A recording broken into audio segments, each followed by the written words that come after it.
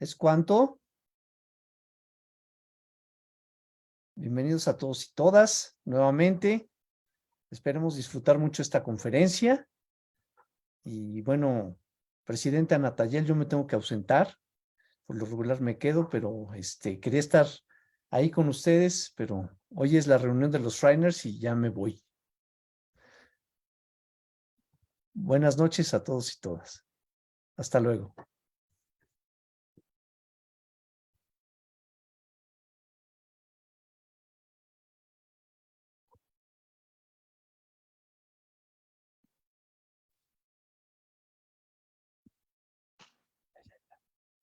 Bien, muchísimas gracias, mi queridísimo hermano Antonio, José Antonio Delgado Villarruel. Bueno, ya nos dejó. Pues bien, a continuación vamos a proceder con una conferencia más del Centro de Estudios Masónicos Internacionales CEMI.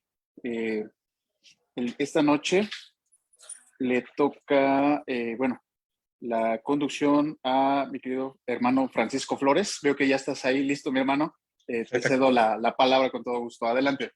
Efectivamente, muchas gracias, respetable hermano Yair. Muy buenas noches a todos. A nombre del Centro de Estudios Masónicos Internacionales, CEMI, les damos la más fraternal bienvenida a esta conferencia pública número 306. Esta noche le corresponde el tema Leyenda Masónica Cuatro Coronados o Cuatro Coronados. Va a estar a cargo de nuestro presidente, el respetable hermano Antonio Natayel Montejano Araúz.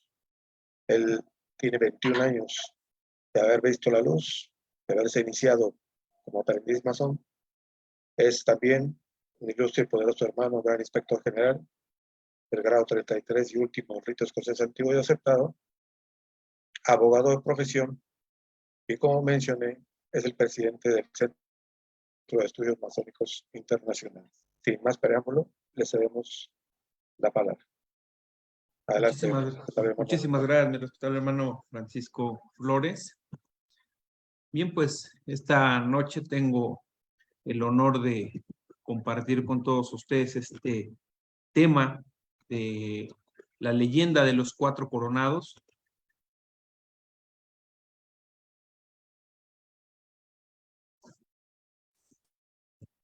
Bueno, pues antes que otra cosa, como cualquier trabajo de masonería, pues lo elevaremos a la gloria del gran arquitecto del universo.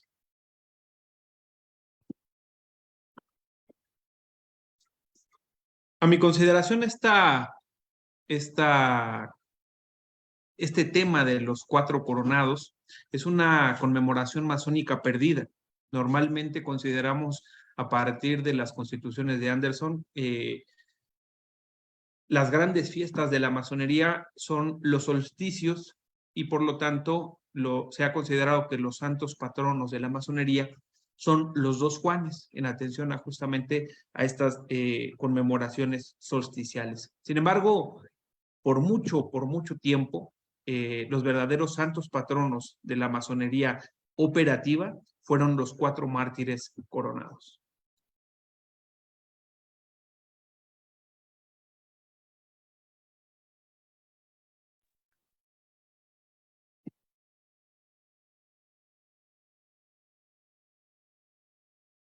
Bien. Vamos a observar que estos cuatro coronados realmente fueron cuatro mártires cristianos del periodo preniceo. Por preniceo nos referimos justamente a aquel tiempo en el que se realizó el concilio de Nicea y se adopta la religión católica o el cristianismo como religión predominante en Roma, e inclusive pues ya de alguna forma fuera inclusive como religión de Estado. Que observamos una imagen en la que pues se representa a estos cuatro mártires a las orillas del río Danubio siendo martirizados y desde luego pues muertos. Lo primero que nos viene a la mente es qué es un mártir, ¿verdad? Y bueno, pues observaremos que un mártir es una persona que es perseguida, asesinada por el cumplimiento de sus convicciones, de las cuales desde luego hace gala con mantenerse en esa línea de establecer que a pesar de su sufrimiento, esta persona continuará con esa misma creencia, con esa misma condición, y por lo tanto es por eso que se considera testigo. Entonces, esa es de alguna forma una de las definiciones de mártir. Y uno de los símbolos más difundidos del sufrimiento por convicción es la corona de espinas. Recordamos nosotros en la narrativa del cristianismo que Jesús o el Cristo se le puso esta corona como una especie de burla en atención a que él se consideraba el rey de los judíos. Y bueno, pues posteriormente observaremos que es un símbolo sumamente poderoso dentro del cristianismo, e inclusive previo al cristianismo el hecho de la corona es algo muy, muy interesante, pero pues implicará en este caso sufrimiento. Normalmente consideramos que las coronas representan triunfo y gloria, una cuestión regia, una cuestión de descendencia de los mismísimos dioses, ¿verdad? Sin embargo, en esta acepción que hoy vamos a abordar, nos implicará más bien el triunfo de la muerte por gracia divina en atención al suplicio que una persona o un grupo de personas hayan sufrido, en atención a mantener sus creencias, en mantener sus lealtades, en mantener sus convicciones. Si nosotros acudimos al martirologio católico, observaremos justamente que en el 8 de noviembre, recién pasó, se hace una conmemoración de los santos mártires Simproniano, Claudio, Nicostrato, Castor y Simplicio, muertos por órdenes del emperador Diocleciano. Bueno, el martirologio es un listado de todos los mártires que se celebran a lo largo del año, y van estableciendo en ese librito cuáles son los santos que hay que conmemorar en tal o cual día. Como ya asomó el nombre del emperador Diocleciano, pues es necesario ubicar quién era este señor, que va a ser un factor importantísimo de nuestra charla del día de hoy. Y diremos que fue que este señor gobernó Roma del año 284 al 305 después de Cristo. Él estableció un gobierno que es la tetrarquía, el gobierno de 4, pero también estableció una serie de una burocracia muy bien organizada. Algunos decían que era algo, pues, innecesario, tanta gente trabajando en el gobierno, pero eso dio pauta a mucha estabilidad en los tiempos en que él gobernó. Él inició persecuciones, dos persecuciones cristianas, las más sanguinarias que se hayan visto en la historia, que duraron desde el año 303 al 311, bajo el consejo de su yerno Galerio. De manera paradójica, el propio Galerio sería quien aboliría los edictos de persecución en el año 311, diciendo que realmente no sirvió para nada. Ambos eran muy devotos del culto a la religión romana, pero el que era más devoto era justamente su yerno Galerio. Fue el primer emperador en abdicar voluntariamente. Normalmente los emperadores o se quedaban en su labor hasta morir o hasta que eran asesinados. En este caso, él dejó el gobierno de manera voluntaria, y fue así que él pudo vivir después de haber dejado su gobierno. Sus sucesores cristianos se encargaron de demonizarlo y relacionarlo con el mal, con el apocalipsis, etcétera, etcétera, etcétera, desde luego derivado de las persecuciones que impuso siguiendo el consejo de su yerno.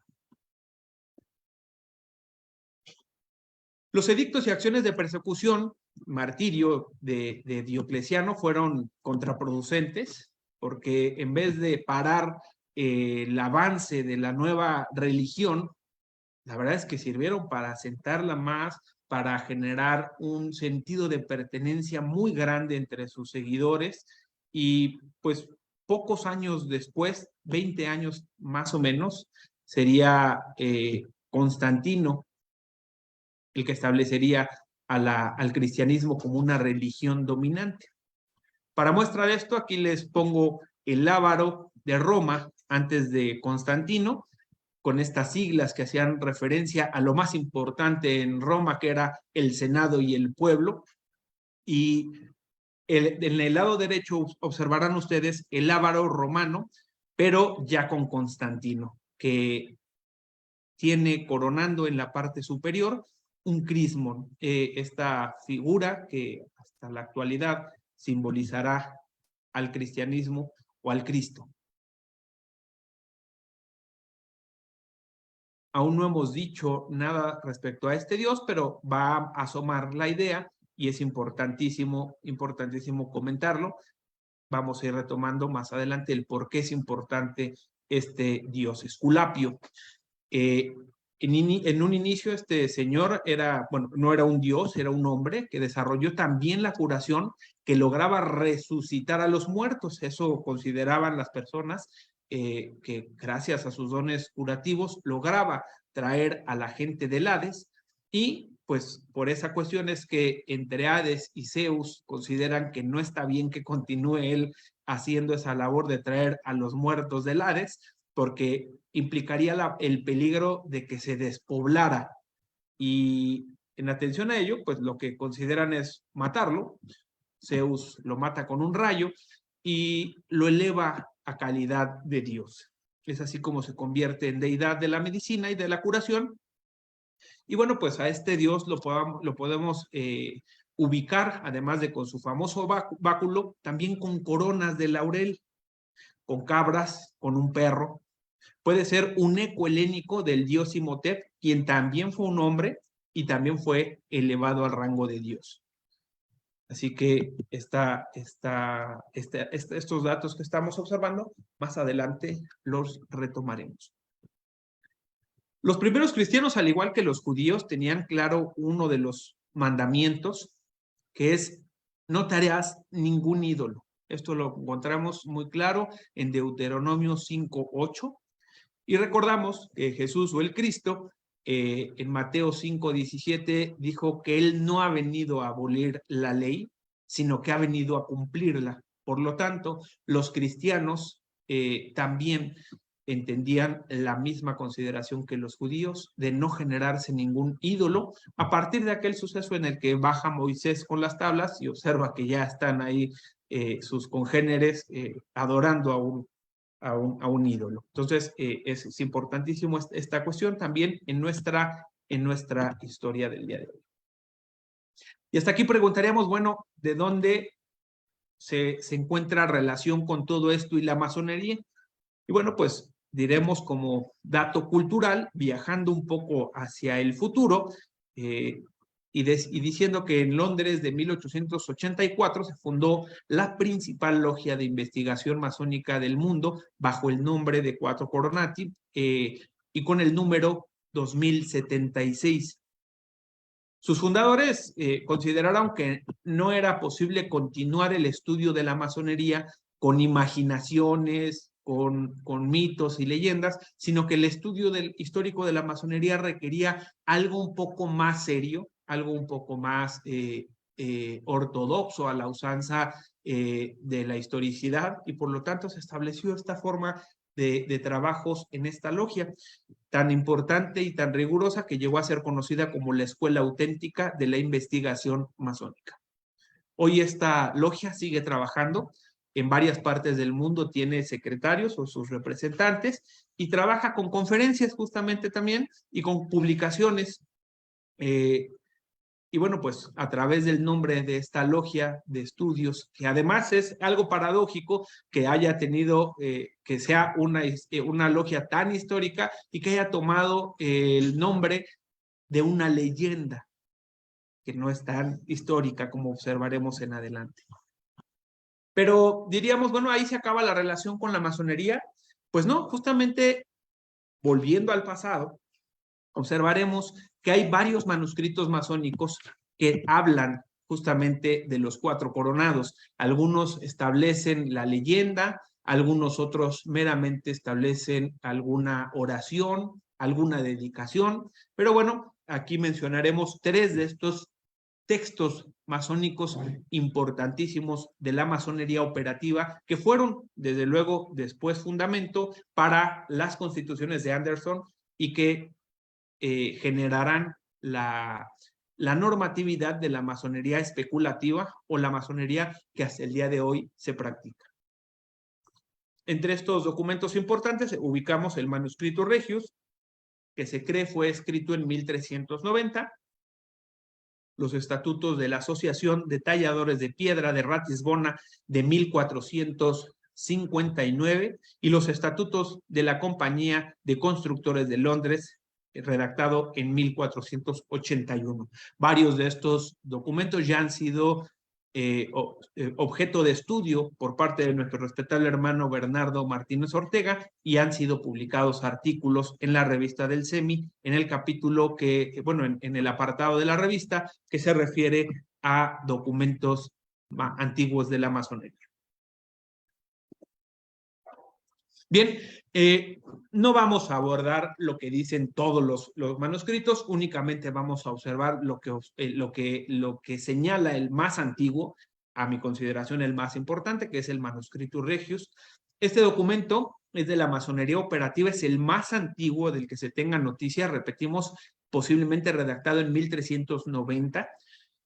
Norma el arte en un total de 794 versos en inglés antiguo y que actualmente se encuentra un ejemplar del mismo en el Museo Británico. Como habíamos comentado, fue fuente de varias partes de las llamadas constituciones de Anderson, pero nada del eco de los 4 coronados se señaló ya en esta nueva constitución. Este documento se divide en 2 formas de normativa, unos que son artículos y otros que son puntos. En su punto 15º se establece lo siguiente. Oremos ahora al Dios omnipotente y a su radiante Madre María, a fin de que podamos seguir estos artículos y los puntos, todos juntos, como hicieron los 4 santos mártires, que en este oficio tuvieron gran estima. Esa es la oración con la que inicia ese punto y continúa justamente estableciendo la descripción de la leyenda de los 4 coronados. He de referir que la leyenda que nosotros aquí estableceremos en gran medida deriva de lo establecido en el Manuscritus Regius, pero también de fuentes católicas que de alguna forma van pues concatenándose unas con otras. ¿Por qué? Porque el Manuscritus Regius no establece muchos detalles al respecto, inclusive el propio manuscrito dice que cualquiera que quisiera ubicar más detalles o inclusive los nombres, que consulte el libro. Desde luego el libro se refiere al martirologio. Bien, pues vamos a entrar ahora sí ya a lo que es nuestra leyenda de los 4 mártires coronados, los 4 coronati. Aquí observamos un fresco de San Silvestro, que está en una iglesia de la que más adelante hablaremos y que está dedicada justamente a los 4 coronados. Aquí observamos en esta imagen que estos 4 mártires están ataviados con estas coronas y con esas palmas que son justamente símbolos del martirio, pero también si observamos en el centro está como pieza fundamentalísima una herramienta masónica que es la escuadra. y es justamente, ahora ubicaremos la cuestión de espacio, ¿dónde acontecieron posiblemente estos hechos? Bueno, esto aconteció en Panonia, región del Danubio Medio. En la parte izquierda observaremos en el mapa más o menos en qué parte de Europa está este lugar, y en la parte inferior derecha observaremos justamente un lugar del Danubio Medio. Bellísimo, bellísimo paraje. ¿En qué época aconteció esto? Bueno, pues decíamos al inicio, cuando hablábamos un poco de Diocleciano, que él inició una persecución en el año 303 después de Cristo. Y él abdicó en el 305 después de Cristo, y por lo tanto este hecho de martirio a cristianos pudo haber sido en ese periodo, entre el 303 y en el 305. No hay un dato conclusivo, no hay una fuente directa que se pueda establecer como tal, pero justamente en atención a estos dos datos podemos presumir que es posible que si aconteció realmente este hecho, pues haya sido en este periodo de tiempo. ¿Quiénes son los protagonistas? Pues bueno, ya comentamos, son 4 maestros, escultores e imagineros y un aprendiz. Por eso a veces se habla de 5 y no de 4 nombres, y eso de repente genera una confusión. Realmente eran 4 masones y un aprendiz, de nombres Claudio, Nicostrato, Sanforizando, Castorio y su aprendiz Simplicio. Y el antagonista, pues como ya lo dijimos, es el emperador de Roma, Diocleciano. Los hechos de la narrativa son los siguientes.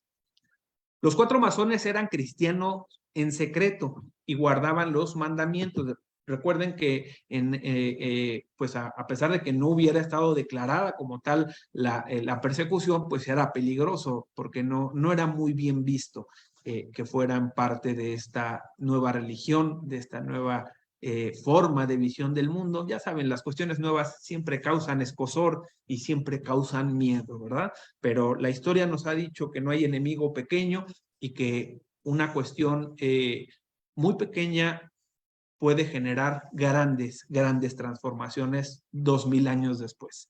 Bien, ellos eran cristianos en secreto, y Diocleciano inició una persecución contra el cristianismo. Se dice que acudió él con uno de sus consultantes mágicos, se me fue ahorita el nombre, y le dijeron que no podían responder porque la actividad de los justos no les permitía responder a los dioses. Él entendió esta cuestión como la actividad de los justos, como la actividad de los cristianos, y como dijimos, siguiendo el consejo de su yerno, inició esta persecución para acabar con el cristianismo, lo cual sabemos no aconteció. Derivado de esta persecución, Diocleciano exigió a los 4 masones esculpir una imagen del dios Esculapio. Por eso les decía yo hace algunos momentos que tomaría una relevancia interesante, porque se les exigió a estos mártires realizar una imagen y después hacerle sacrificio. Ellos se negaron a realizar esta cuestión, atendiendo a su fe, a su credo, y celoso de la fe de los masones, Diocleciano los mandó a apresar y torturar. Desde luego, durante la tortura se les exigía que abandonaran su fe, que regresaran a su fe romana, pero ellos no decayeron en el ánimo, y pues al observar que no cedían los cristianos masones, pues entonces los mandó matar, azotándolos. Aquí hay una parte muy romántica que habla de que fueron azotados con plomadas.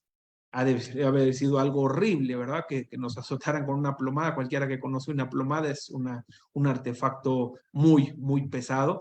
Sin embargo, lo más probable es que hayan sido azotados con látigos con puntas de plomo.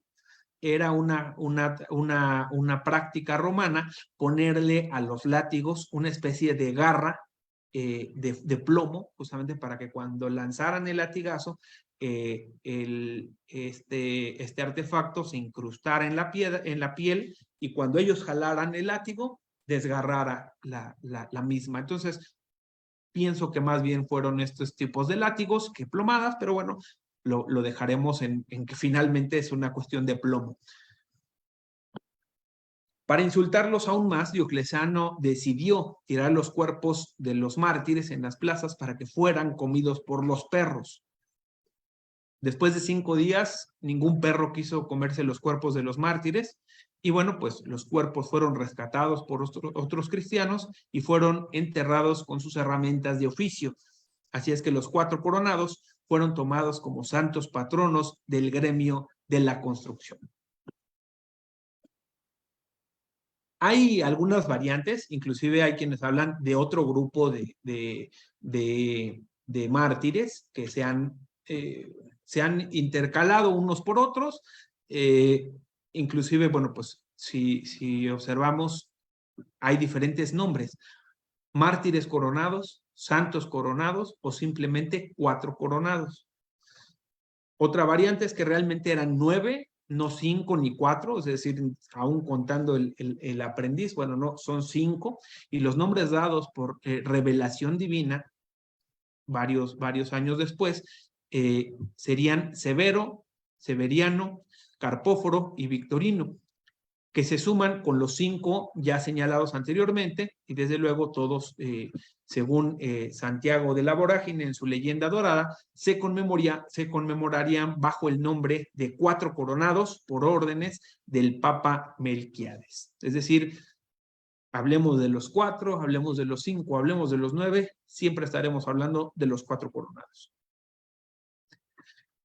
Otra variante, según de qué grupo se hable, es que no murieron con los azotes, más bien fueron encajonados en especies de ataúdes de plomo y lanzados al Danubio. Si nosotros observamos la primera imagen que teníamos en esta presentación sobre los 4 coronados, justamente aquí hay un sujeto que está encajonado y presto a ser lanzado allá al Danubio, ¿no? Mientras los otros 4 siguen ahí siendo martirizados. Entonces, bueno, pues ahí está otra variante, otro dato importante a tomar en cuenta y en consideración. Otra variante es que no eran masones, también eran soldados. Es decir, tenían un buen rango, un rango importante, y aún así a ellos no les importó todo lo que implicaba su carrera militar, y finalmente continuaron con su fe cristiana. Hay quienes dicen que estos hechos acontecieron en el 287 después de Cristo, lo cual, bueno, pues meramente lo señalamos como dato, pero yo sigo considerando que fue más bien a partir de que iniciaron las persecuciones y antes de que abdicara este señor. Como cualquier leyenda, como cualquier relato, pues nos implicará algunas enseñanzas morales. Y desde luego observaremos que esta leyenda pues nos habla del cumplimiento de la ley y del deber a pesar del sufrimiento. Si nosotros recordamos lo que decía, la oración que decía el manuscrito Regius, decía que ojalá que se pudiera, que todos los masones operativos pudieran cumplir los artículos y los puntos tal como habían cumplido los 4 mártires la ley divina. Entonces, en ese orden de ideas, justamente una enseñanza moral es el cumplimiento de la ley ante cualquier eventualidad. El triunfo de la verdad sobre la mentira. Desde la óptica del cristianismo, pues cualquier Dios que no fuera el Dios cristiano, pues era un Dios de mentira, una deidad artificial, era casi como si le oráramos a una pared, ¿no? O le ofreciéramos un sacrificio a un objeto. Era algo muy pues hasta ignorante, ¿no? No era digno. Entonces, es por eso que en este sentido, esta leyenda nos habla del triunfo de la verdad sobre la mentira.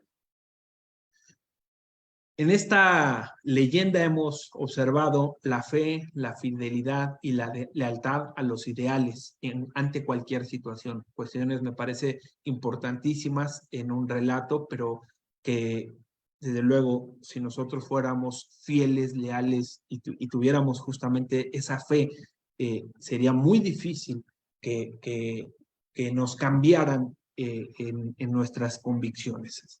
Creo que cualquiera de los que estamos aquí en esta sala le sería tal vez más fácil decir, bueno, pues yo le doy por su lado a Diocleciano, le hago su estatua y yo sigo con mi fe.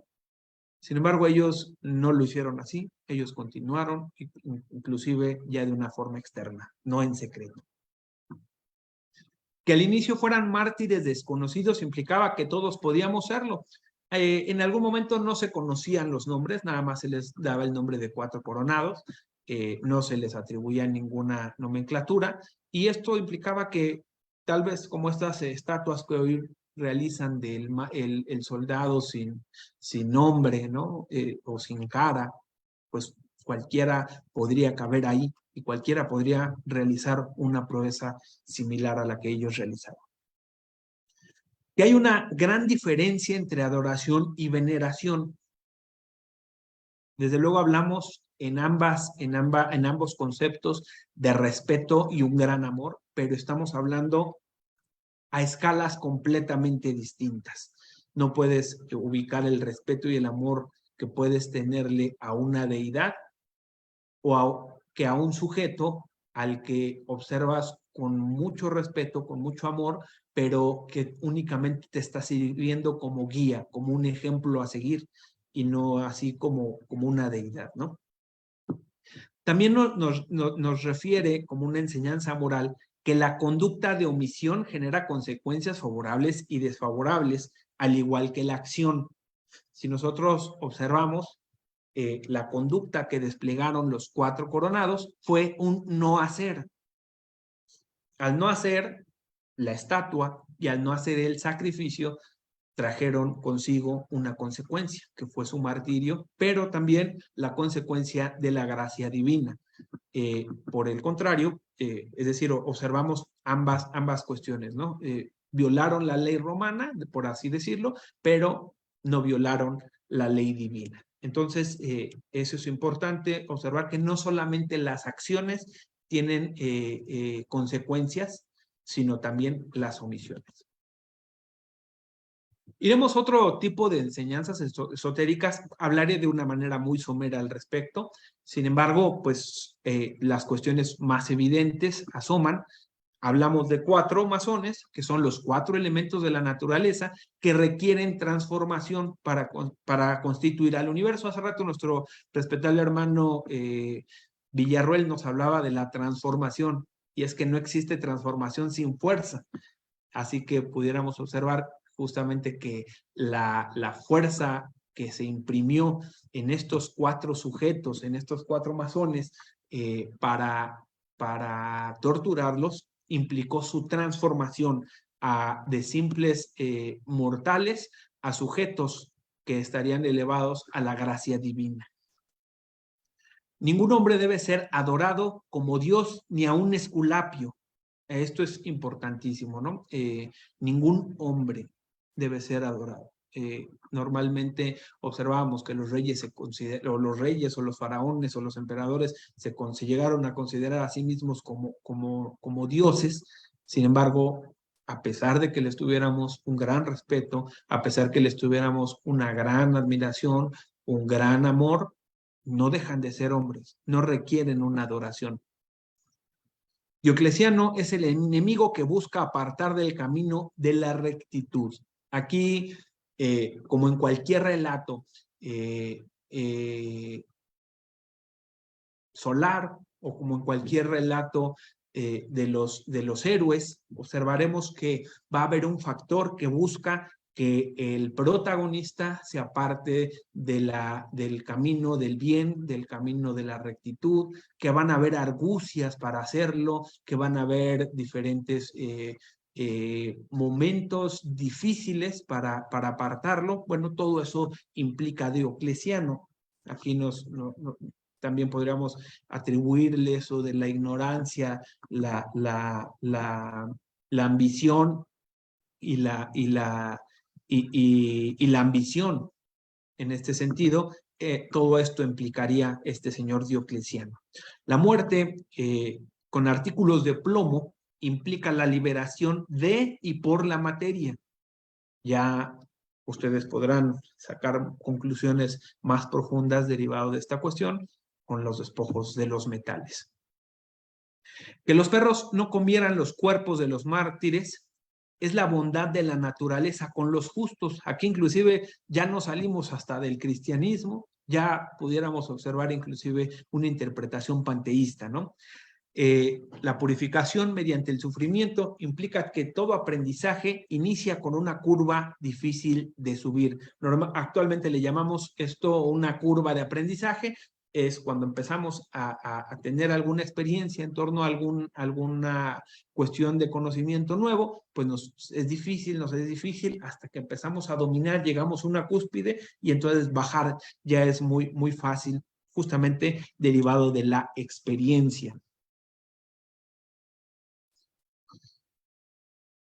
Que los masones que los mártires fueran masones simboliza que, bueno, y en el punto anterior, por ejemplo, aquí ya nada más pudiéramos ubicar, por ejemplo, esta parte de la purificación por el sufrimiento con la columna oscura de nuestros templos, ese momento en el que observamos un suplicio difícil en nuestras vidas. Que los mártires fueran masones simboliza que cada cual es constructor de su destino. Desde luego, los mártires pudieron haber tomado, como dije hace unos momentos, la decisión de no hacerle caso a Diocleciano, que él continuara con la adoración de sus estatuas y ellos continuarían con su fe. Sin embargo, ellos con su decisión tomaron las riendas de su destino y finalmente han trascendido hasta nuestros días, ¿verdad? Independientemente de que ellos consideran que trascendían en el cosmos de una forma distinta, pues realmente fueron inmortalizados porque hoy seguimos hablando de ellos, aunque ya muy perdidos en algunos lugares, bueno, aquí los estamos retomando. Y justamente por eso es que finalmente otra enseñanza es que la toma de decisiones es de una gran responsabilidad, porque pudiera cambiar el curso de la historia una u otra decisión. Imagínense que no hubieran habido mártires cristianos, probablemente el cristianismo no hubiera sido la religión dominante en aquel momento, no hubiera habido un papado, no habría una religión católica y hoy probablemente la historia sería otra. Las obras que no se dedican al gran arquitecto del universo no deben ejecutarse. Desde luego aquí es respecto a cada quien, por eso ubico el tema del gran arquitecto del universo, no deben realizarse. Y es por eso que al contrario, todas las obras que realizan los masones siempre son dedicadas a la gloria del gran arquitecto del universo. Todas nuestras acciones, si es que son elevadas a la gloria del gran arquitecto del universo, se entenderá que son puras, que son rectas, que tienen una buena intención y por lo tanto son de ejecutarse. Cualquier cuestión contraria sería una cuestión de mentira, una cuestión de rompimiento, de no armonía. Entonces, por eso es importantísima esta cuestión, esta enseñanza que nos está otorgando estos 4 coronados. La cárcel física no podía con la libertad ni de conciencia ni de pensamiento.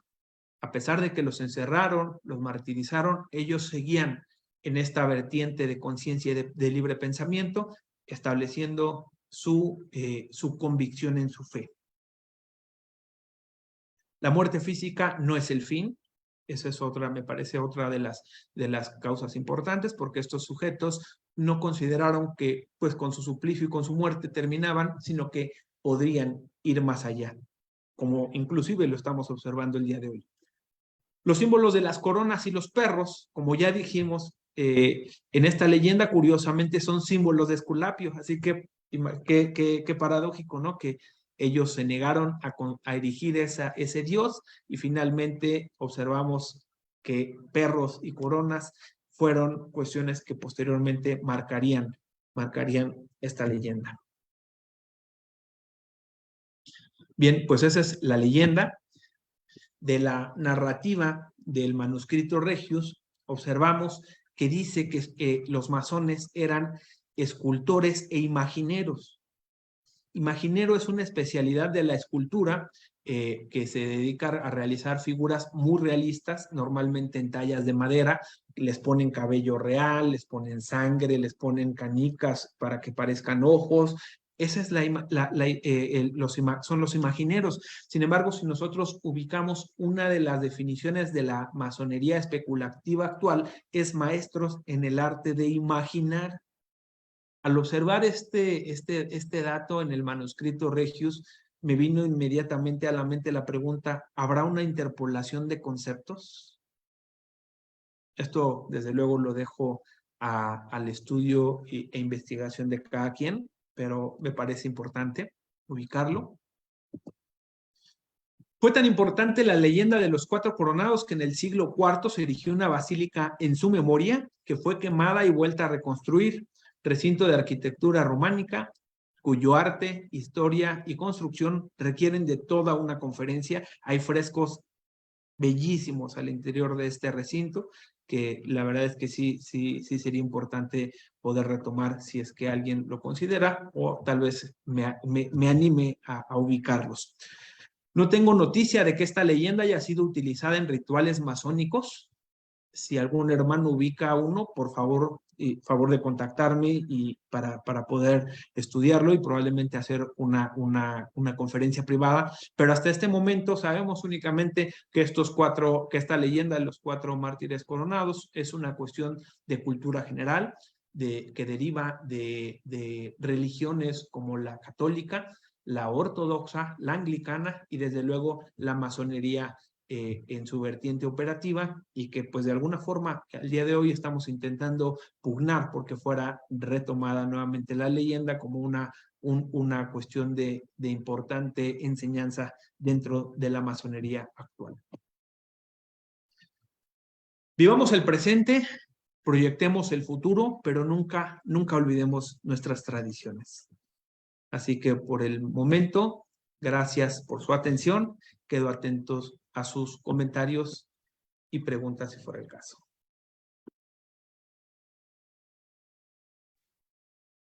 Muchas gracias, respetable hermano Antonio Natayel Montejano Araúz, por este muy brillante y muy ilustrativo trazado de arquitectura que nos acaba de compartir. Vamos a solicitar a los participantes que deseen hacer uso de la palabra que levanten la... Vamos a solicitarles una batería de júbilo para nuestro respetable hermano Antonio Natayel. Larga vida, Gracias por el consejo. larga vida a Semi. Larga vida a Semi. No, mucho no. Vamos a concederle el uso de la palabra a nuestro hermano Freddy Michel. Tiene la palabra. Perdón, hermano, antes de que vayamos al otorgamiento de la palabra, claro. si gustas, sí. Vamos primero a la revista. Claro que sí, perdón. Sí. Un segundo, querido hermano Fred. En la noche de hoy vamos a estar haciendo referencia a los artículos número 3 y 4 de la revista número 19 del mes de noviembre del Centro de Estudios Masónicos Internacionales. Y como ustedes pueden ver aquí en la pantalla, el tercer artículo hace referencia al Mictlán, que es el lugar de los muertos de la autoría del venerable hermano Iván Cázares Ríos, de la Gran Logia Valle de México.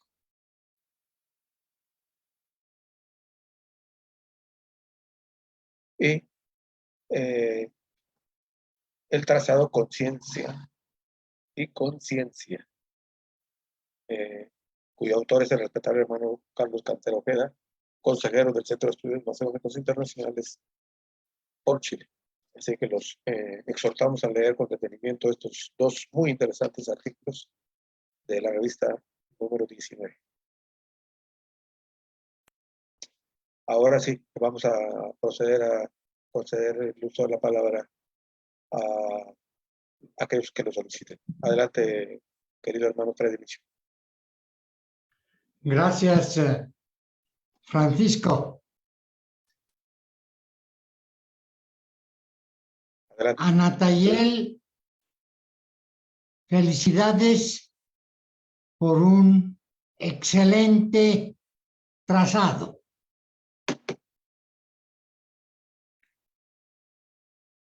Me siento contento por haberte escuchado. He aprendido varias cosas. De lo que se trata entre nosotros es el de compartir, ¿no es cierto?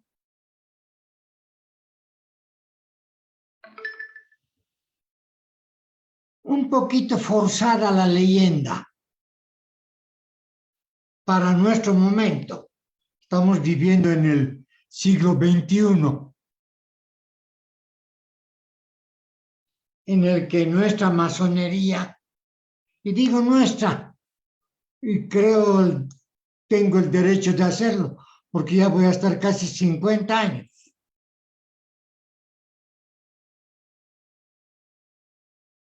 Algunas cositas. Por ejemplo, he leído en algún lugar, no me acuerdo dónde, pero esta misma noche voy a buscar. Cuando hablabas de la corona de espinas, me voy a referir a la de Cristo. Seguramente se la han puesto, ¿dónde? En Jerusalén. Por supuesto, no podía ser en otro lugar. De acuerdo a algunos estudios, en Jerusalén no existe ningún arbusto espinoso, mucho menos en la ciudad llena de callejas desde hace 2000 años o más. No había jardines. El mismo monte, el Gólgota, era un pedazo pelado sin plantas. Luego también leí que el armado, imagínense, a ver, piensen ustedes racionalmente. ¿Cómo yo podría hacer una corona de espinas? ¿Qué pasaría con mis pobres manos? Bueno, dejando de lado eso, el otro asunto. Has hecho una relación bastante grande con el Esculapio. Seguramente ha debido tener su apoteosis, que significa el convertirse en Dios. Los anteriores Césares ya lo hacían, empezando por Julio César.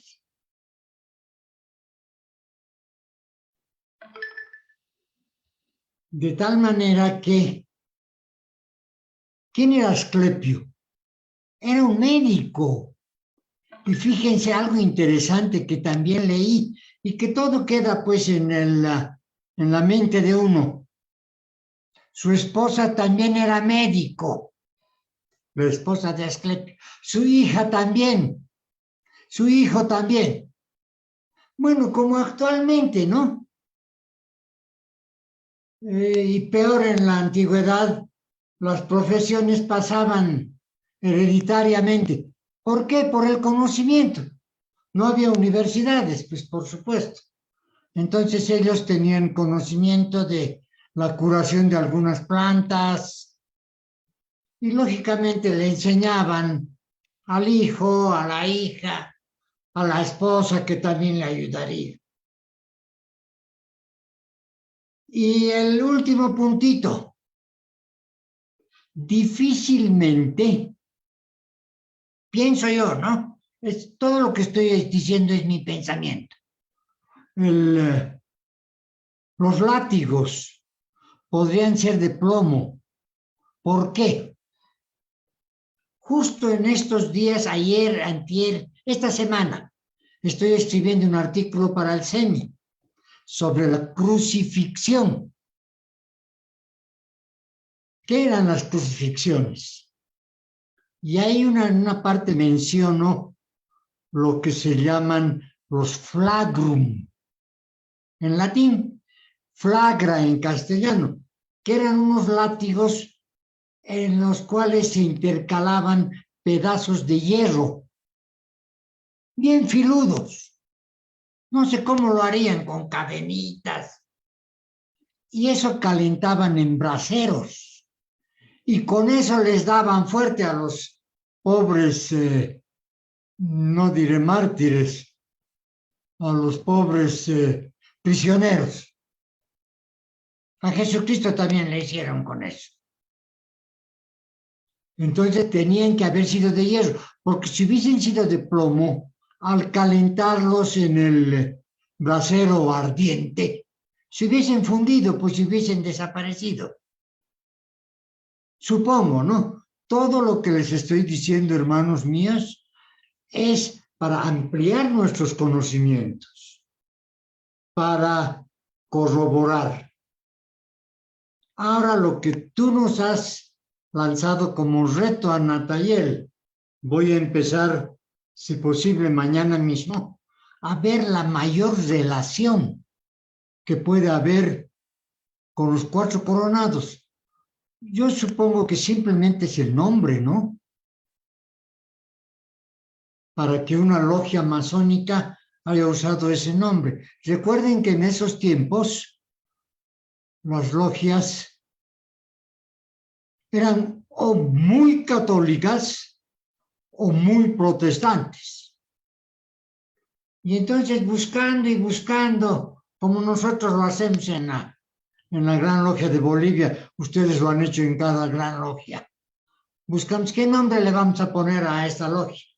Entonces a algunos se le ha ocurrido el nombre de los 4 coronados, que según también sé, no eran solo 4, eran muchísimos más. Pero se quedó con el nombre, ¿no? Bonito, por cierto. Como el ganso y la parrilla, ¿se acuerdan? La cerveza negra, no sé qué otros nombrecitos se inventaban nuestros antecesores, hermanos.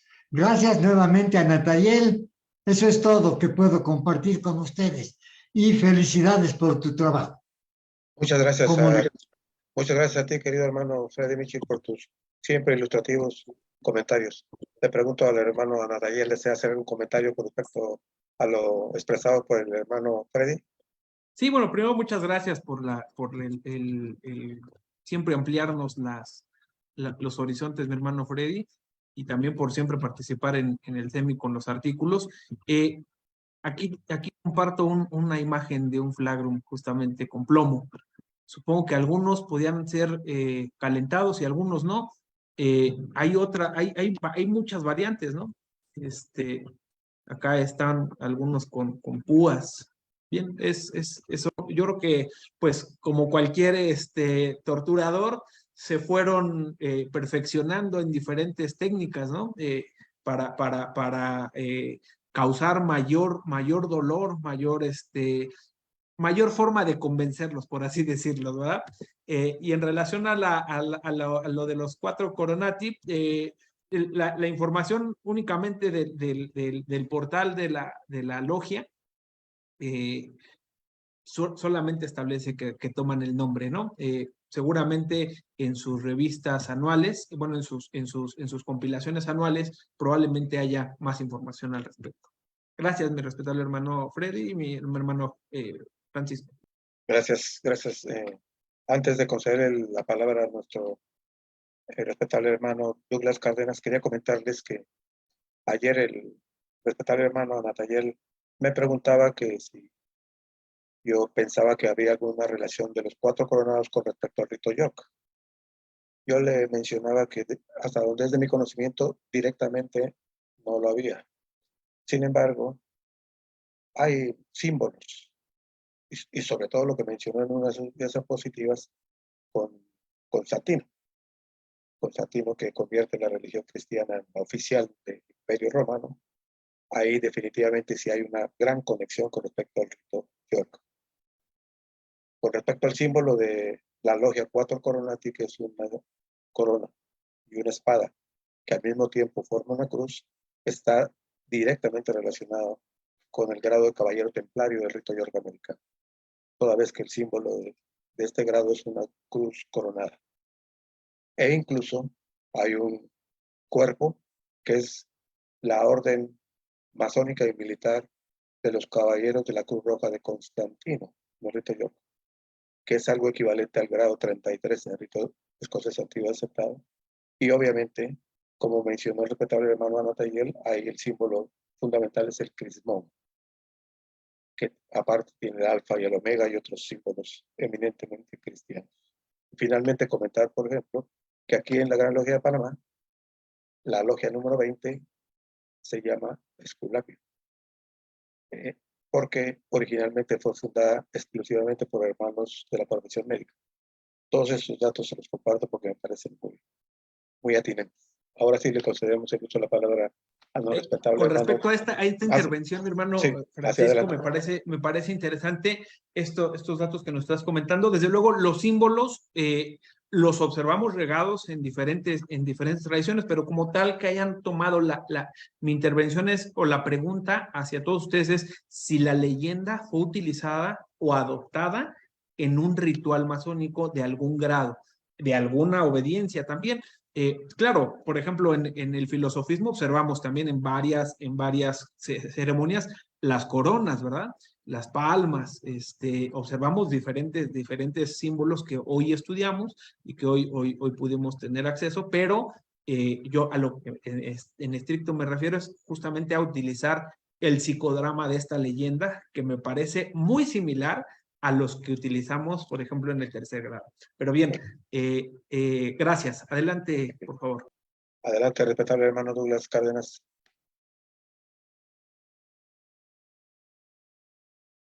Puede habilitar su micrófono. Ahora sí. Buenas noches a todos mis queridos hermanos y especialmente a ti, Nataller, como presidente del CEMI, a nuestro secretario Daniel Vegas y a todos los consejeros, a todos los queridos hermanos y amigas y amigos que se encuentran hoy en la sala. Verdaderamente un tema bastante nuevo para muchos. Y ahí me incluyo yo también, porque me hiciste buscar en mi Google Kiko Taquico, ¿no? Como qué es lo que... y verdaderamente sí, ahorita escuchando al respetable hermano Francisco Flores, que está llevando una buena dirección el día de hoy. La masonería, qué broma tan grande, ¿no? La masonería o cualquier institución esotérica, ocultista, hasta religiosa, se basa por leyendas, ¿no? Y las leyendas a veces podemos encontrarlas muy fantasiosas, otras, pero para los mártires, obligatoriamente los escritos están dentro de otras leyendas, porque tiene que aparecer un escrito para poder decir, bueno, esto puede ser, como ha sucedido con el Mar Muerto, los documentos apócrifos y los documentos canónicos. Pero la masonería, entendible, puede ser una cadena desde el momento de los egipcios. Otros hablarán diciendo, esto viene de Egipto, y otros dicen, no, esto viene de los macedonios, esto viene de los sumarios, y así sucesivamente. Pero es una cadena que llegar hasta hoy, y se basa en leyenda. Cuando estabas hablando sobre las construcciones de las catedrales o edificios sacros para la religión cristiana, y llamada ahora, después del Constantino, llamándola católica universal, ¿no? Porque católico significa universal. La religión universal podemos encontrar esas contradicciones dentro de los masones que construyeron estos operativos, estos gremios, estas compañías.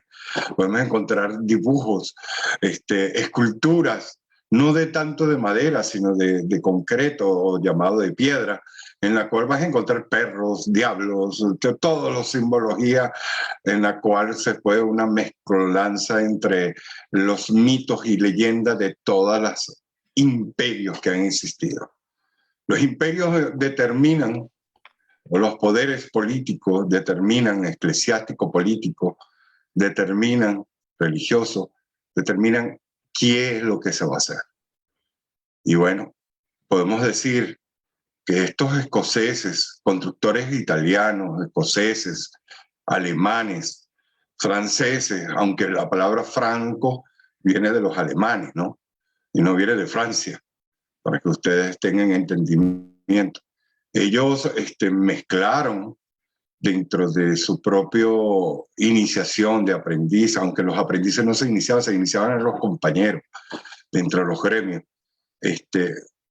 varios secretos ocultos dentro de esta, puedo llamarlo cabalá, dentro de ese miticismo de recibir las informaciones de la arquitectura en la época. Ahorita estaba leyendo, hermano, no sé si me lo puedes responder, pero estaba leyendo de que había una colegia, se llama Fabrorum, en la cual existió dentro de estos gremios masónicos. Podemos decir que, hablando de los modernos, en la cual eran escultores, artistas, filosóficos, matemáticos, fueron los que cambiaron la masonía que practicamos ahora. Podemos decir que el masón, y me hace contradecirme, ¿no? Que el masón que es ateo no debería ser masón. Que el Gran Oriente de Francia, en la cual el ateísmo está aceptado, no debería ser masón. Porque si vemos, la masonería se basa en leyendas religiosas. Si nos vamos desde Egipto hasta la actualidad. Y estos 4 coronados en realidad existieron, como lo dijiste tú. Nos tenemos que basar en Regio, nos tenemos que basar en Maximiliano I para poder entender de que estos coronatis, estos 4 coronatis o 5 coronatis o 9 coronatis, como el Colegio de Faraón lo proclama, teníamos que ser religiosos para ser masones. O tenía razón estos masones de la Compañía de Masones de Londres, que son los llamados especulativos, que se formaron en el Ganso y en la Corona, no sé qué broma, en todos estos pop. Dijeron, no podemos ser católicos, no podemos ser cristianos, vamos a ser protestantes. Vamos a cambiar la historia y vamos a hacerla así. Esto de cuánto, hermano querido. Muchas gracias, respetable hermano Douglas Cárdenas, consejero del CEMI por Aruba, por sus interesantes comentarios. Respetable hermano Natanael, no sé si quiere agregar algo. Sí, claro.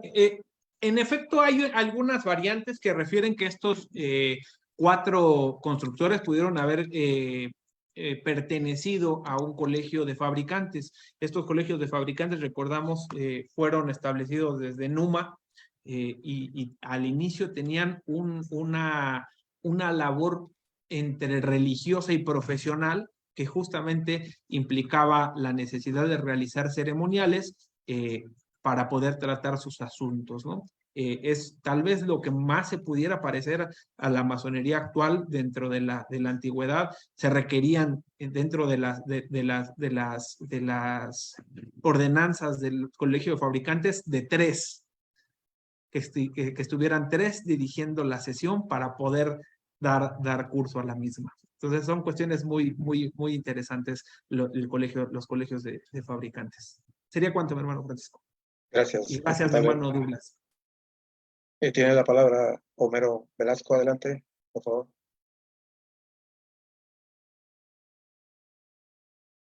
pueda activar su micrófono. Bueno, sí, ya está, perdón, ya. Sí, ya lo Buenas escuchamos. noches. Buenas noches, mis hermanos, buenas noches a todos. Mi hermano Natayel, muchas felicidades por tan bello trazado, llamémoslo así, a grosso modo. Pues es algo, esta leyenda yo recuerdo haberla escuchado antes y ahorita le tomo otro sabor con el tiempo que ha pasado.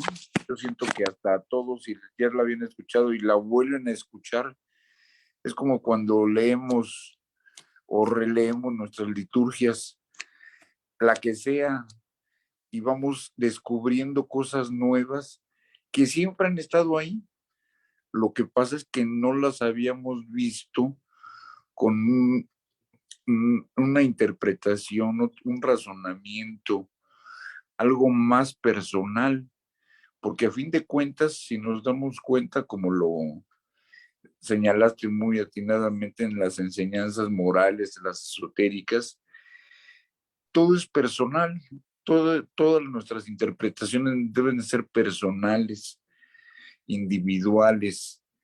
Por eso es que nosotros, nuestra divisa de la tolerancia y el respeto que debe de haber a la ideología de los demás y principalmente de nosotros.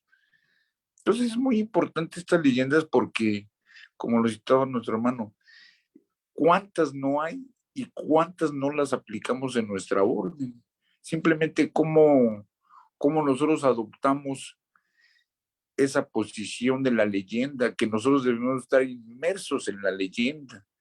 Nos hace que estemos inmersos para poderla entender desde otro punto de vista y aplicarla, que es lo más interesante, porque de nada sirve que leamos una leyenda y la dejemos al olvido, que es lo que pasa comúnmente. Está muy bien, muy bonita, muchas virtudes, todo lo que quieran ustedes ponerle de adorno, pero si no practicamos todo lo que nos está invitando a que hagamos, va a ser letra muerta. Entonces, aquí debe de ser ese conocimiento que adquiramos con la práctica realmente efectiva. Por eso en estas enseñanzas que tienen morales y esotéricas, yo siento que sí tienes mucha certeza de decir que es el arte de la imaginación, porque aquí cada uno debe de interpretar las cosas de acuerdo a su estudio que le haga uno personal.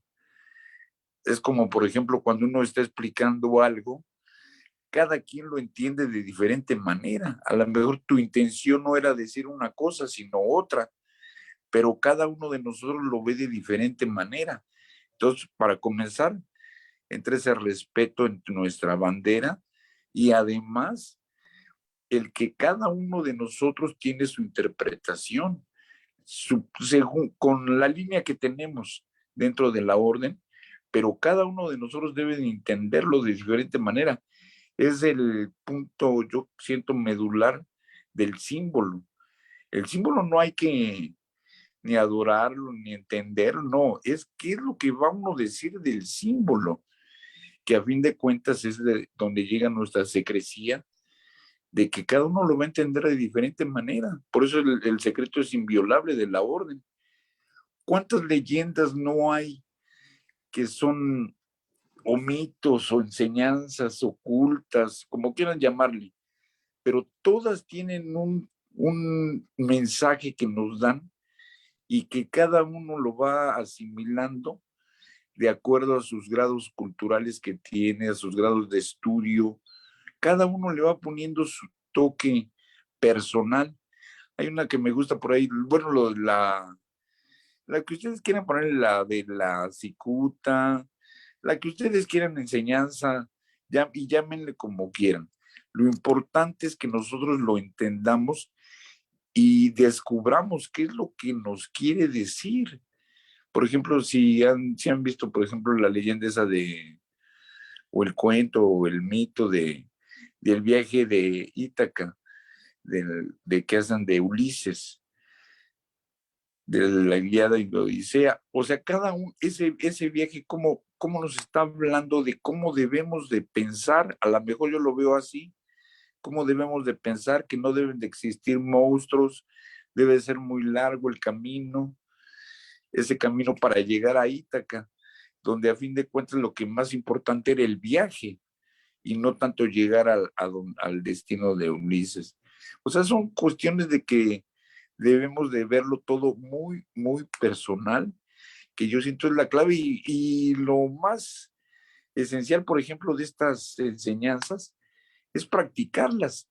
Y por algo, bueno, ¿qué pasa en la leyenda de Irán? ¿No nos convertimos nosotros en Irán también? No nos convertimos en muchos personajes que hablan de varios rituales, varias liturgias. Nosotros nos debemos de convertir en eso. O sea, por eso es de que nosotros debemos de buscarle a fondo, pero ya en ese conocimiento, lógicamente lo vamos a ir descubriendo poco a poco. Es como les decía ahorita, es como si toman ahorita el Kybalión, por un decir, y se ponen a leerlo y a reflexionarlo, van a encontrar cosas diferentes a las que ya habían visto. Así igual las leyendas. Quiso decir esto, por esto, así, así, asado. Yo siento que la interpretación, esa es lo más importante de esta leyenda amazónica, que es muy bonita porque además yo siento que nos deja mucho que pensar y de aprender, y lo más importante de cómo aplicarla en nuestra vida diaria, que yo siento que esa es la más interesante que podemos hacer. Y esa imaginación, pues aquí también hay en nuestro orden hay demasiada imaginación de cómo podemos hacerlo. Por eso siempre cuando preguntamos o queremos hacer una serie de controversia, hay que también ver con quién la va a hacer uno, porque sería algo ilógico hasta cierto punto quererla hacer con una persona que sabe uno que no tiene ni un ápice de lo que es la orden, por un decir, o que no sepa nada de cábala, que no sepa nada de los gnósticos, no sé, de quien quieran. Es necesario que lo sepan para que haya un nivel o en la balanza se ponga en el justo medio y podamos tener una retribución amplia. Pero yo siento que llega un momento en que ya nosotros debemos de tratar de buscar ese secreto que nos está diciendo las cosas. Esa citación que hizo Anatayel muy cierta de que todos nos acordamos ese despojo de los metales. A nosotros nada más nos debe de importar el honor y la virtud. Fíjense desde dónde viene eso. Nada más exclusivamente. Y esa situación que la vida, muchos dicen y lo citan, que la vida comienza con la muerte.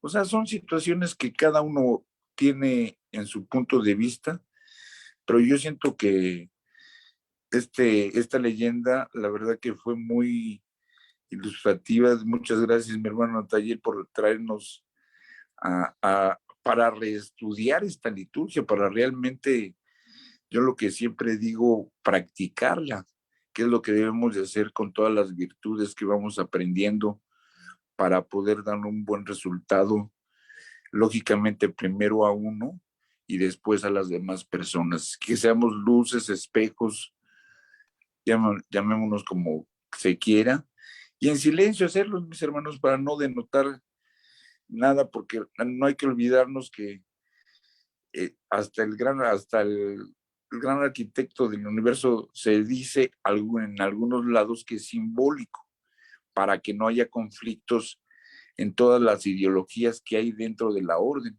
católicos, judíos, de todos los que hay. Entonces, hay que ir madurando todo esto para llevar una mejor forma de vida en nuestro entorno social, en nuestros talleres donde donde trabajamos, Y pues te reitero, mi hermano Anatayeli, presidente de la SEMI, muchísimas gracias por esta leyenda que la verdad por lo menos se me dejó un grato sabor de boca por recordar y ponerme a estudiar de nuevo, porque tenía, te digo, muchísimo, pero la verdad no recordaba así tanto como ahorita lo vimos. Sería todo y cuanto, mis hermanos. Muchas gracias. Muchas gracias, querido hermano Homero, por su aporte. Respetable hermano Natayel, ¿tiene algo que comentar?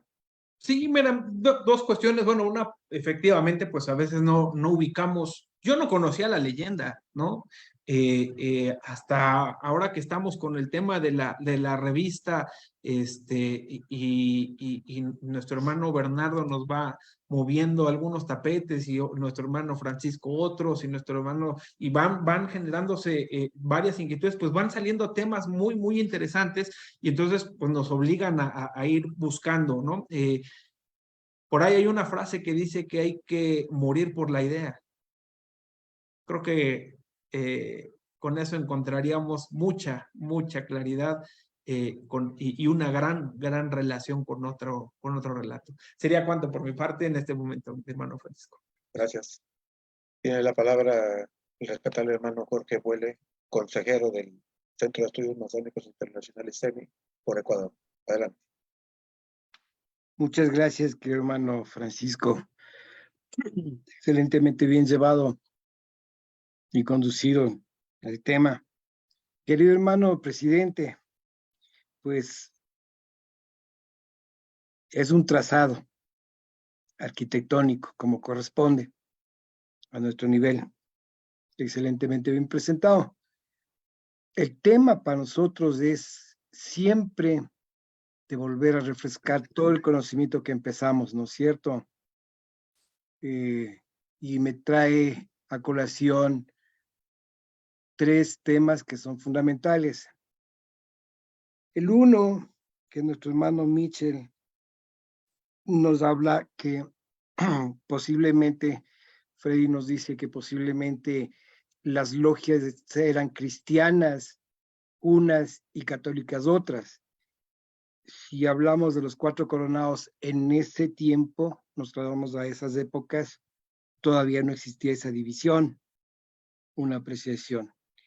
Otra que mi querido hermano Homero nos ha dicho sobre la liturgia, que también está involucrada con tu trazado, querido hermano presidente.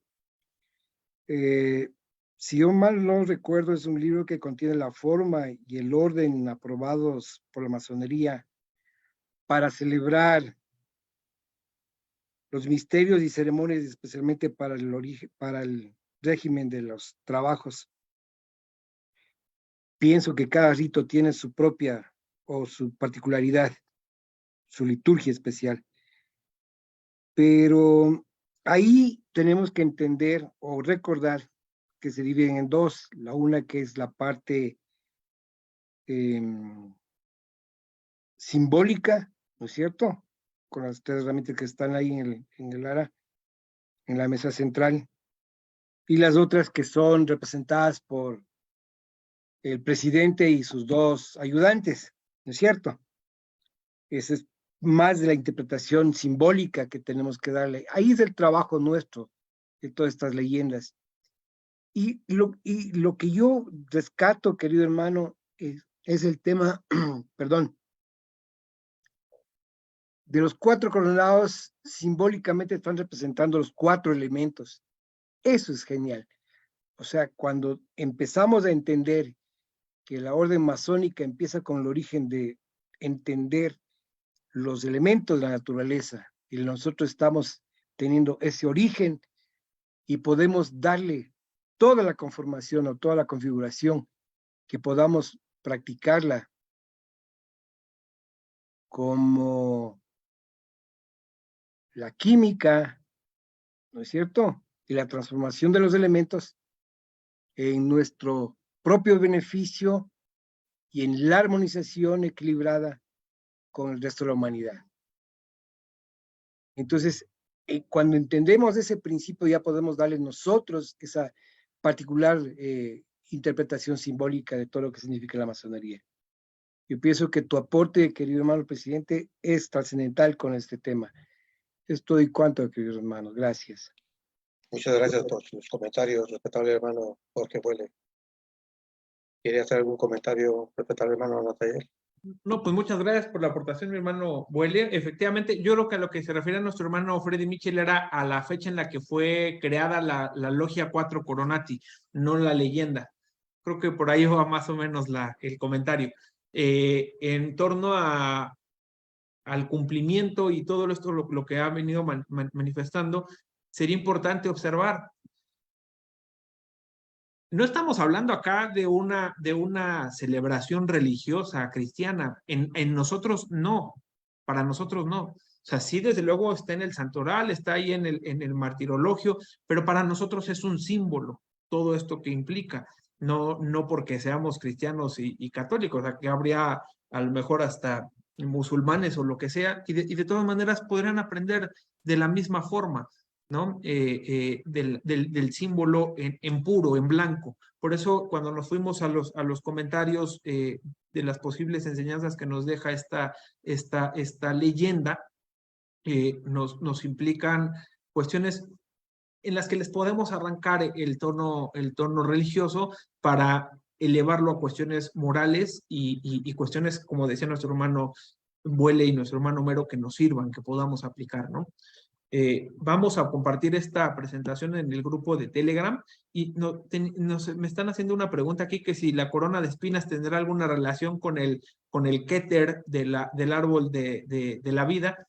Pues bueno, pues justamente el árbol de la vida, pues la corona implica, el Keter implica una corona. Es de alguna forma la coronación de la obra. Y pues la cuestión del Cristo con la corona, pues también hay una consecución de una obra ahí, a través de todo el relato, ¿verdad? De su pasión y muerte. Sería cuanto por el momento, mi hermano Francisco. Muchas gracias.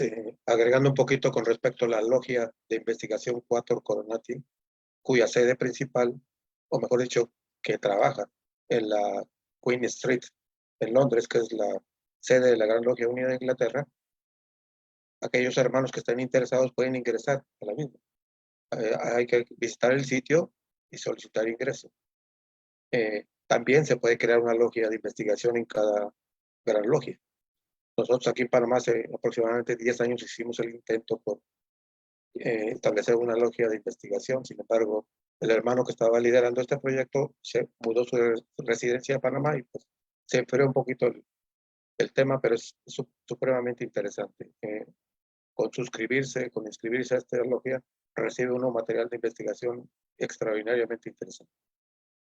Vamos a darle la palabra a nuestra querida hermana Diana Ramos de Sonora, México. Adelante, Diana. Buenas noches, queridos hermanos todos. De antemano, gracias a Natayel por la conferencia. Precisamente algo que yo creo no solamente a la masonería, sino en muchas instituciones podemos verlo, pues son los rituales iniciáticos. Independientemente de la religión que seamos, como ahorita mencionabas, pues ni tan católicos ni tan protestantes, pues en mi caso yo mormona, yo creo que incluso musulmanes, pues a todos los que nos caracteriza precisamente pues los rituales iniciáticos. Un musulmán pues ¿qué pronuncia? Pronuncian una shahada, pues que no es más que a proclamar que Alá es el único Dios verdadero y que a partir de ese momento pues es un borrón y cuenta nueva. El bautismo como tal, pues que es en realidad también es un ritual iniciático donde se hace alusión de una vida anterior y una vida nueva. Y naturalmente, pues nuestra iniciación masónica, pues no es la excepción, es también ese punto de inflexión de lo que estamos dejando afuera y de lo que se espera de nosotros a partir de ese momento, de ese perfeccionamiento, de que podamos ser unas mejores personas tanto en nuestra sociedad, con nuestras familias, en nuestros entornos laborales. Y es una de las maravillas que tiene nuestra institución masónica. Yo creo que el símbolo como tal es muy importante porque es la forma en la que nosotros podemos aprender de una forma más sencilla. Y es algo que a mí me ha permitido aprender de ustedes también. Algo así tan básico como la piedra bruta, el estado natural de la misma naturaleza, la palabra lo dice, y no digo más porque pues no quiero tampoco hablar más de la cuenta. Mis felicitaciones a Natayel, a todo el equipo del CEMI, de antemano gracias, y por mi parte es cuanto, hermanos. Gracias por tus comentarios. Respetable hermano Natayel, ¿algo que comentar? Muchísimas gracias, Janita. A seguir trabajando en esa piedra y en todas.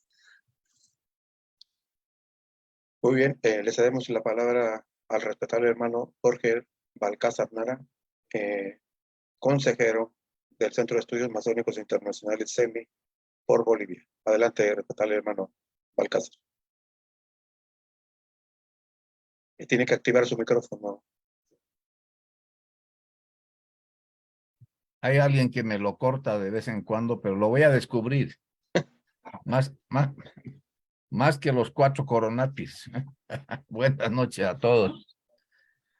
Presidente, cuando uno se mete a hacer un trabajo masónico, siempre se entrampa. O sea, hay una cosa ya misteriosa. Y hay problemas siempre cuando uno hace un estudio, porque empieza a un sendero y no encuentra ni el camino totalmente asfaltado o limpio. Siempre hay cosas ahí de ese temperamento. Pero os agradezco por este tema que es uno de los que más me ha gustado en la masonería, porque es interesante, es muy complejo. Diría yo que es un enigma, no una leyenda. Este es un enigma de la masonería, que es un poco diferente a la leyenda. Gracias, presidente. Saludo al secretario ejecutivo Daniel Vega García, a todos los consejeros, a través de mi hermano Jorge Huele, que me hace renegar, pero igual lo quiero, así que no tengo problemas, ¿no? Estamos en el sendero. Bueno, muchas gracias. A todas las damas, a los caballeros, a Reinaldo, de tanta latitud que tenemos nosotros. Hay un escritor, Oscar Wilde, que es muy interesante, Oscar Wilde, y decía algo en latín: novan sed nove, quia noi movi sub sole. Bueno, hay algo, no algo nuevo, más bien de modo distinto, decía, porque no hay nada nuevo bajo el sol. Algo quería decir. Pero él tenía algo muy interesante y lo he captado como para mí, desde que lo he leído a Oscar Wilde. Dice, cuando un error entra al dominio público, ya no sale nunca más de él. Se empieza a expandir a una serie de cosas. Las opiniones se transmiten hereditariamente, además por contacto y ahora por Zoom, y al final eso se convierte en historia. Es la realidad, porque la historia pasó, son muchos años. Evidentemente, la historia es un deber que tenemos de describirla de nuevo, pero no es tan sencillo, no es tan sencillo. Hemos hablado de colegios. Es una palabra que se denominaba en las antiguas sociedades de constructores, y de ahí que se derivan en algunos términos en las logias masónicas. ¿Y viene de dónde? Las leyendas de Egipto, una serie de cosas, y los colegios de constructores que se determinan por leyes muy precisas, los colegios. Ahí es que hay una sociedad masónica que se llama Sociedad Rosacruciana, que tiene 6 grados, es totalmente legal, y sus talleres se llaman colegios. Hay un celebrante que maneja el colegio. Ese es como decir venerable, algo así. Y tiene una cámara ahí de trabajo, un altar blanco casi en todos los grados, hay el theoreticus, hay el practicus, hay una serie de grados. Y habla de los 4 ancianos, habla de los 4 ancianos, que se supone en algunos casos que son los cuatro coronados. Y debe ser cierto porque el coronado es un atributo que se le da a la majestad. Está coronada la majestad. Es un poder, es un martirio, es una gloria la corona. Y esa corona de oro que nosotros la conocemos en la masonería es una ayuda que ordena emanadas de algunas logias del grado, y lo voy a decir, del grado 17 del rito escocés. Ahí está claro lo que es una corona. Bueno, decía que este es un enigma que la masonería nos ayuda a responder a través de los senderos de la filosofía. Los masones nos hemos olvidado de la filosofía masónica.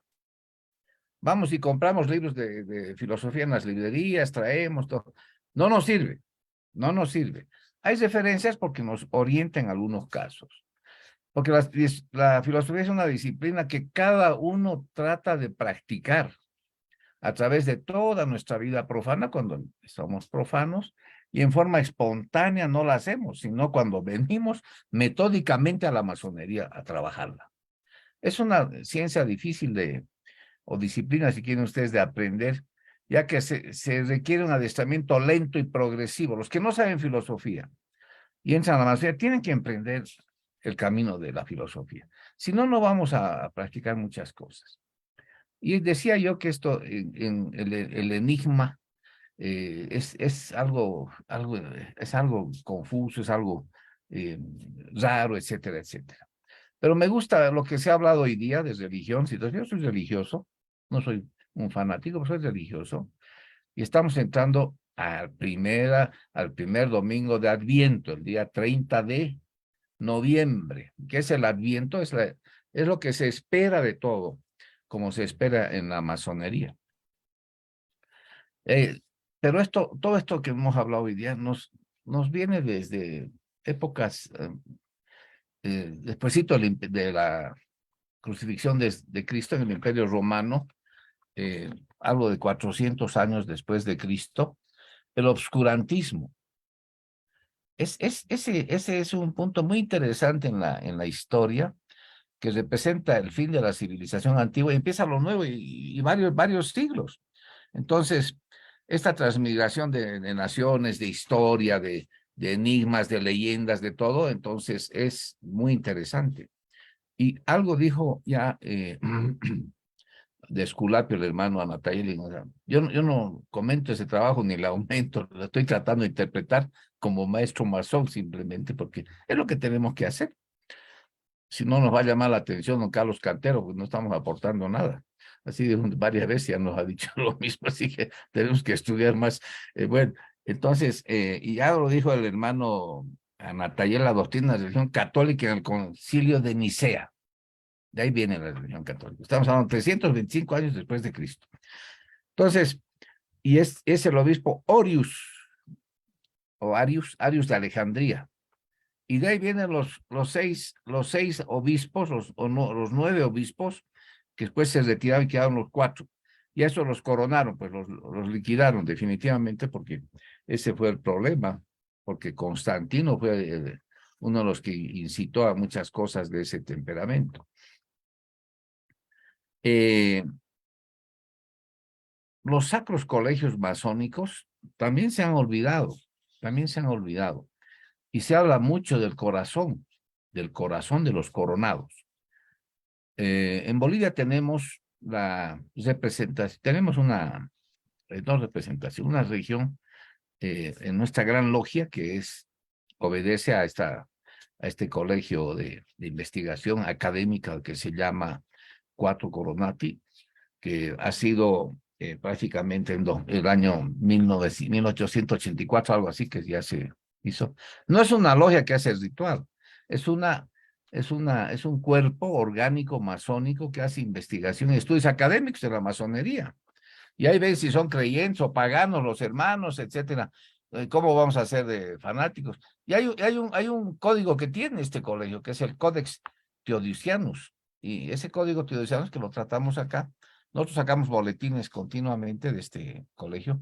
Está presidido por nuestro ex gran maestro Mario Cabrera Ruiz, de la Gran Logia de Bolivia, y él trabaja como máxima autoridad para este gobierno masónico.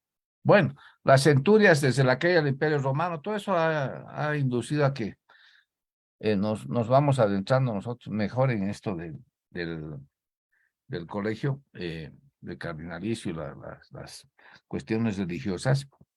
Y con esto termino. Cada uno es capaz y debe ser capaz de escoger la religión que le convenga. Todos orientados hacia Dios. Todos orientados hacia Dios. La religión verdadera es la visión verdadera que uno tiene de Dios. ¿Existe la oportunidad de escoger una religión sin dogmas, misterios y castigos eternos? No, no. Tiene que ser problemáticamente con ese dogma. Y estos sacerdotes, obispos, que después fueron los 4 coronados, tuvieron la valentía de continuar lo que decía la iglesia para que ellos manejen la situación a cosa que no tenga otro destino que Dios. Por eso los liquidaron, y cuando le preguntaron a uno, según lo que se lee, no es lo que uno sabe, le preguntaron si él creía en la suprema personalidad de Dios. Si primero expulsaron del paraíso, le preguntan, la segunda pareja, pero dicho, la primera pareja por desobediencia, otros por caprichos, errores religiosos, divinos, etcétera, están tergiversando las cosas de una religión tan sacra. Entonces ellos dijeron que sí, la gente empezó a descreer de aquello y prácticamente los creían una especie de ¿qué? Pues de llegados de otra galaxia. Y ellos utilizaban sus símbolos cristianos, la cruz, por ejemplo, la colgaban y la lucían con mucho orgullo, y eso les desconocieron. Entonces, hasta siglos después, ya cuando descubrieron algunos textos de la Biblioteca de Alejandría, vieron que ellos habían estudiado algunas cosas de esa biblioteca. Bueno, esto es muy largo, por eso dije, Natalia es uno más de los que se ha metido en el laberinto. Tan interesante que tenemos de esta obsesión a veces que se llama Codex Theodosianus, que es algo que es un avatar en nuestra cabeza. Muchas gracias, presidente. Gracias a todos por siempre tenerme la paciencia de escucharme. A veces como fanático, porque me gusta. Porque somos creyentes y no paganos. Muchas gracias. Muchas gracias a usted, respetable hermano Jorge Balcázar, por sus siempre interesantes y enriquecedores. Gracias a vos, querido hermano Francisco, por concederme el uso de la palabra.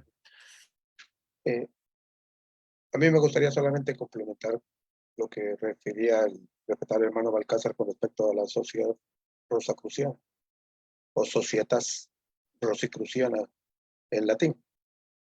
Este cuerpo, que no necesariamente, pero sí muy estrechamente ligado al rito York, existe en varios países: Inglaterra, Portugal, España, Francia, Estados Unidos, y tiene colegios en varios países. En Panamá tenemos el privilegio de tener el colegio Lux Ismium, y este cuerpo está dedicado a la investigación, algo muy parecido a la Cuatro Coronados, y tiene se compone de tres tipos de grados de primer orden, segundo orden y tercer orden. Los de primer orden, por ejemplo, son el Celator, el Theoricus, Practicus y Philosophus. Y ahí en esos grados profundos, sobre todo en el Philosophus, tiene una vasta cantidad de material para investigar, enriquecernos y profundizar. Y efectivamente esos 4 ancianos representan a los 4 elementos. Así que es un excelente el aporte y comentario de respetable hermano Balcázar. Respetable hermano Natayel, ¿quiere usted agregar algo? Sí, nada más, junto con el comentario de nuestro respetable hermano Jorge, nos preguntaban cuál es el sitio de la logia. Es el 4 Coronati. Así lo encuentran, .com. Y justamente aquí ellos narran a cuál leyenda se refieren, ¿verdad? Que es a la de los 4 mártires coronados, a los que hemos hecho referencia en los tiempos del Imperio Romano previo al Concilio de Nicea. Bien, pues muchas gracias también a nuestro hermano Balcázar, siempre nos abre otros horizontes, otras ideas muy interesantes. Muchísimas gracias a todos. Esta reflexión la he querido realizar con el objeto de que sigamos siempre profundizando temas, profundizando en los diferentes ámbitos del conocimiento masónico. De repente se llega a algún grado y ya ni se trabaja, ya ni se hace investigación. Hay que siempre mantenernos activos. Uno de mis tíos abuelos llegó a la gran edad y muy lúcido. Y él lo que decía era que a él lo que le ayudaba era siempre estar de inquieto mentalmente. Él era también iniciado en la masonería y pues esa es la consecución a la que llego el día de hoy, pues a que sigamos inquietos siempre buscando. Si no estamos de acuerdo, pues busquemos más.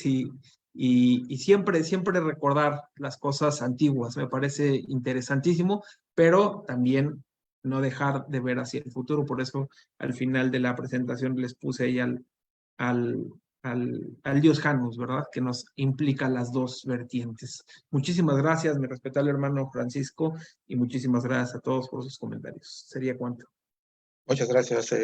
Vamos a tributarle nuevamente una batería de júbilo a nuestro respetable hermano Antonio Natayel Montejano Araúz por su brillante trazado y estos aportes adicionales que ha efectuado. Muchas gracias. Muchas felicidades. Yo no sé si tienen... Larga vida al semi. Larga vida al semi. No sé si tu hermano Yair si tendrá por ahí el diploma de reconocimiento para nuestro presidente. Ahora no hubo porque eso lo firmo yo y no vaya haciéndolo. Ok. Bueno, agradezco la oportunidad que se me brindó de conducir esta muy brillante e interesante conferencia número 306, conferencia pública número 306, y agradezco a todos y cada uno de los participantes el haber tomado este tiempo y compartir con todos nosotros. Es mi palabra, muchas gracias.